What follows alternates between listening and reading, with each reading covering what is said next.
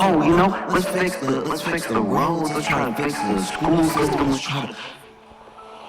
But then there's still some money left over. What do? I think you might lose your mind. That's probably why billionaires are like that. Just think about it. Look, their list didn't have any of the stuff I mentioned on it. But like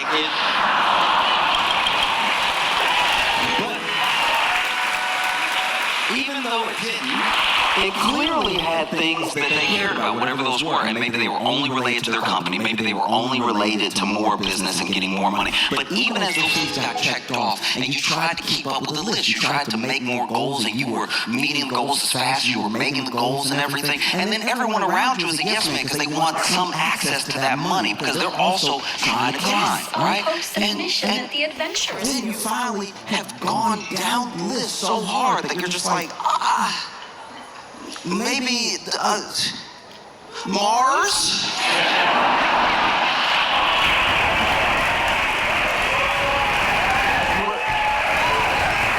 What about Mars? Mars would be cool, right? Like, Mars would be dope. These people starve. Mars, though, that would be dope. And it's like, yes, it sounds dope. And I hope he goes. I hope he does. Like, that'd be fire. If he went to Mars, you know, spend your fortune as the richest man in the world to be the poorest man in the universe. Because I guarantee you spend your whole life and then you finally, let's say it finally happens, you have a voyage to Mars. And let's be as generous as possible. And let's say that like the rocket works, you already send enough stuff there that it's not like quite the movie The Martian, but it is like that because you are going to be by yourself. You know? No, I'm just, you know, probably. And then you land in Mars, richest man in the world. Lands on Mars, gets out, is walking around and realizes that Mars is just like Arizona with some extra tint to it. Like, looking around like, oh, okay. Whoops. No. Because money is... We like to think that it's more than this, and sometimes it is. You can point to points in history where it is more than this, but like America is money. You know, land of opportunity. Opportunity is access, but it's also money. Money is how we define identity. Maybe you don't as a person. Maybe, you know, I don't believe any one person is just their job or their net worth. There are things that you are that are deeper than all that stuff that's going to pass away. But that is how we as Americans define each other, is money. In fact, when you get your identity stolen, it's because they mess with the money. I don't know of anyone who said they got their identity stolen and it was in a Lifetime movie sort of way. I have yet to meet anybody who said they got their identity stolen and they knew it was stolen because they came home and there was a dude who looked just like them hugging their wife. And they were like, honey, it's me. And then she was like, And then the imposter was like, don't listen to him, honey. It's me. Can't you tell? And I'm like, hey, what are you doing in my house? And then the kids run in. They run up to him. Hey, Dad, who's this stranger? What? Kids, it's me. And they're like, we don't know you. Our dad's been home all day. And then you have to fight with this dude. And then, you know, there's somehow a gun in the house that nobody knew about. And then y'all struggle, and then y'all are spinning, so then nobody knows anymore because y'all were wearing the same thing. Who's the real husband? Who's the fake husband? And y'all were, you know, you just running around, grabbing the gun, knocking the gun out of each other's hands, and then, you know, there's some bounty commercials in the middle because this is a a Lifetime movie, but then you pick up the gun and you're like, get out of my home, stay away from my family, right? And then the imposter goes, ah, and then runs up to you and y'all hug one last time, the gun goes off, and nobody can tell who was shot until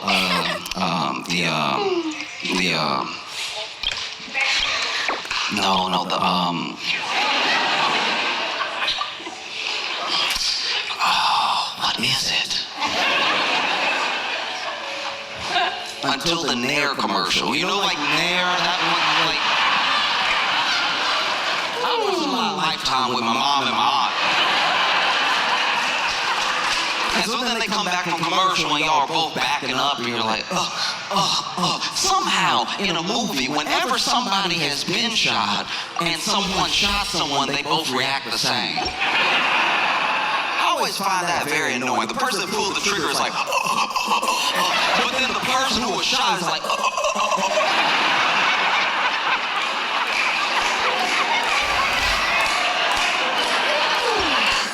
And then y'all back up. The gun falls. It falls in the middle. We don't need it anymore. One of you was shot.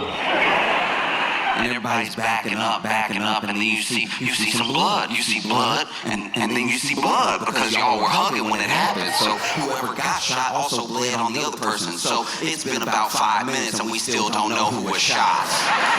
Very frustrating. And then finally, one of you goes, you'll always be my family. And the other one turns around, looks at you. The wife and the kids go, Dad! And hug them. Then credits start rolling. The picture gets a little bit smaller because they gotta roll the next movie right next to the other movie. So it's like, it gets to that little half-size thing where the credits are rolling, which actually sort of ruins the end of the movie in case there was any other note of anything that the director wanted. But anyway, and through the credits, through the little tiny half screen, you see the person hugging the family look up at the camera and go, and identity is never stolen that way. It's always stolen in relation to your bank account.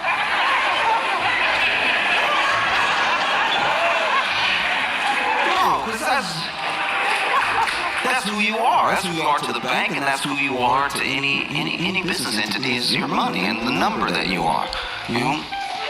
Now look, I would like to think that everybody knows that everyone's more than that, but that is how you break down. That's how you're calculated. You know what I mean?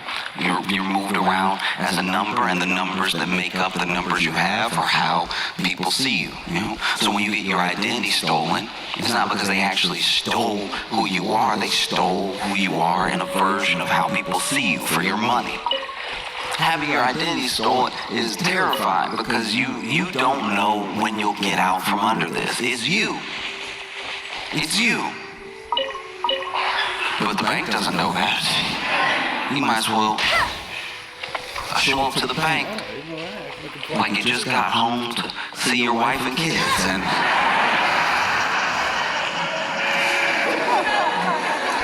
And there is an imposter next to the bank teller's booth right with you. Y'all might as well be shoulder to shoulder. Like, no, I'd like to make a deposit. No, I'd like to make a deposit. Because you also have to factor in what that money doesn't just do to the person, what it does to the people around them. Some of y'all may not remember this. I barely remembered it until I started just reading about people who had won the lottery and what usually happens. Because there's this myth that everyone that wins the lottery goes bankrupt and ruins their life. It's not actually true. It's about half. Which are better odds than winning the lottery. And the difference between the people who crash out and the people who do well are the decisions they make as soon as they win.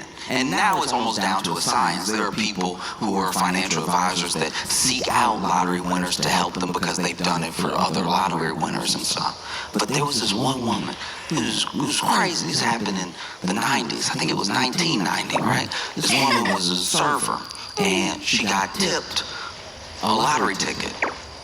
And so she, put that lottery ticket in, and she won. She won $10 million. And then everyone around her turned. The people who were also on shift with her, they tried to sue her. Because I don't know if this is one of those restaurants where, sometimes you work as a server and everyone's tips are pooled together and then you split them at the end of the night. Or if it was just that they were saying that was their tape. I don't know what all the lawsuits were, but I also know that the man who tipped her the ticket tried to sue her. Yeah. Her ex-husband even kidnapped her. And she had to shoot him in the chest. The chest is one of the wildest places to get shot. Because there's still some possible to not kill me there, but you know where you were aiming. And then the IRS came for it, Walls. Closing. All around money.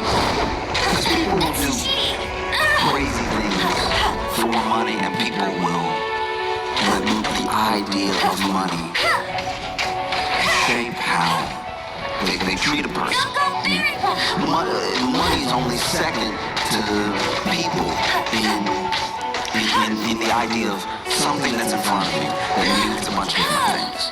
People can mean the whole range of emotions to you, but so can you.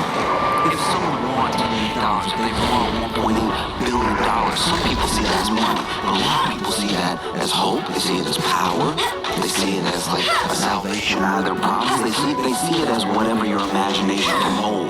Because there's some people that if you got $1 billion right now outright, there's so much good you do with it. And then there are other people that if you got $1 billion tonight, you'd be like, oh, I have some things to revisit.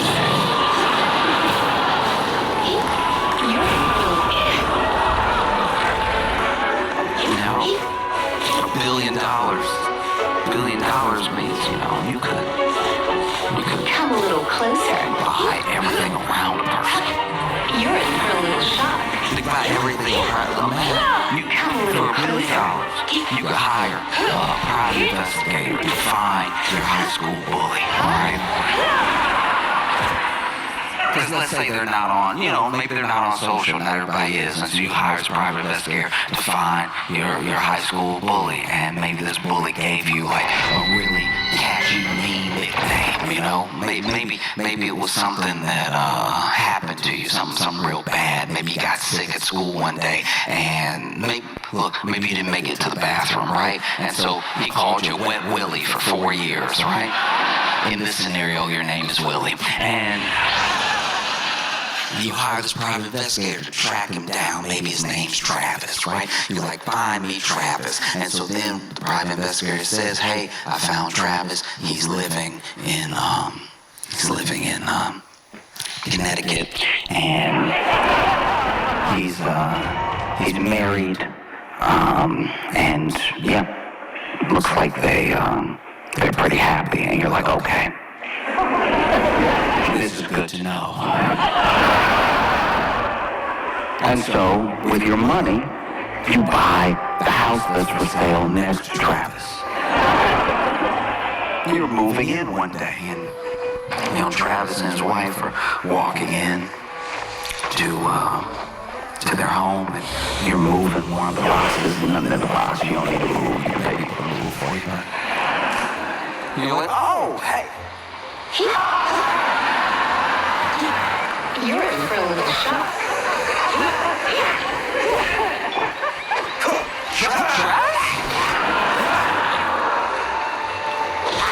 And he's like, oh, Willie, wow, how have you been? Wow, this is crazy. Are you? Yeah, I'm moving in, right next to you. That's crazy. That's crazy. It's like, yeah, that is, wow. This house has been on sale for months, and now it's, what a coincidence. And you're like, yeah, coincidence.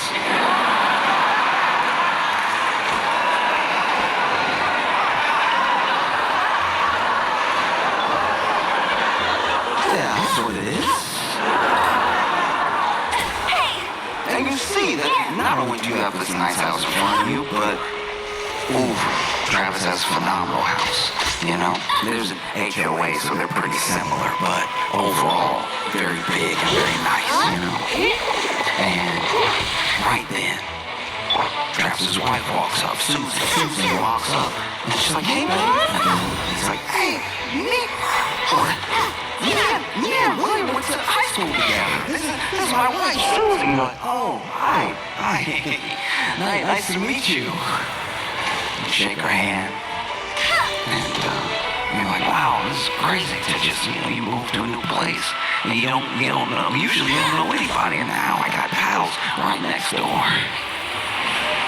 And Travis is like, "Yeah, this is wild, man. You should come over for dinner sometime. Come over for dinner." And you're like, "Oh, wow, how's nice."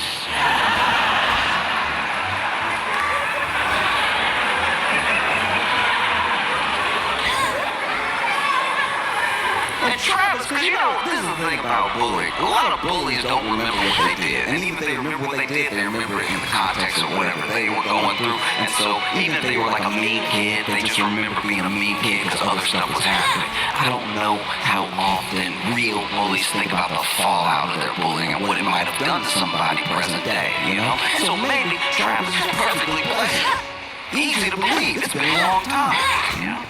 And so he's like, "Yeah, I think, no, okay, we do have a little date night tonight, but how about tomorrow? Tomorrow night, we should have dinner, just come over to our place, we'll cook for you." And you're like, "Wow, yeah, Travis, it sounds great. All right, I'll see y'all later. Take your empty box."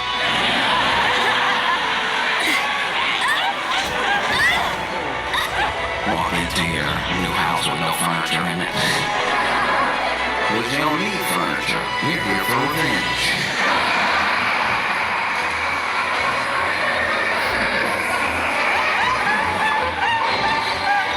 The type of revenge that only money can buy. You know, and you're so excited, you don't even know if you can sleep. And so when you lay on the floor of your brand new house, because hate makes you comfortable.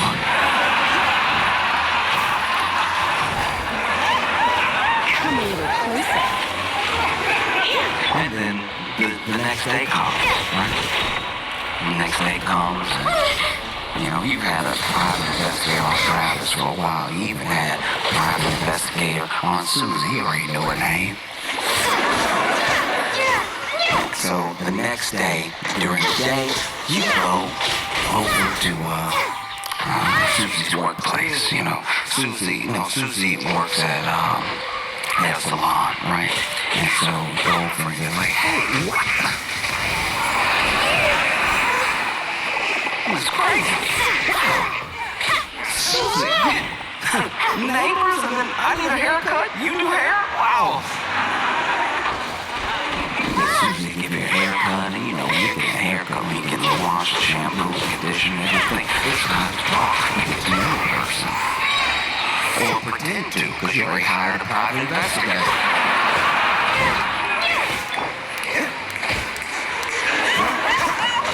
So you lay into the sink and y'all are chatting it up. And you're a personal enough individual, so y'all are cackling back and forth.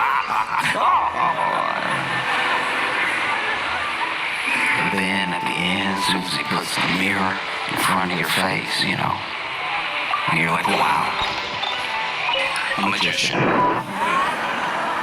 Truly incredible. Thank you so much." And then you go to pay, and then you put a $10,000 tip on your haircut. Susie's floored. What? "I can't accept this." You absolutely can't.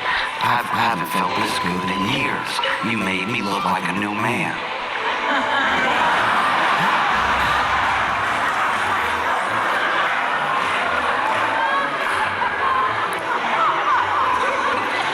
In fact, I don't know, I'm sorry, I never do this, but what, are you doing anything after work? And Susie's like, "Yeah, the dinner that we have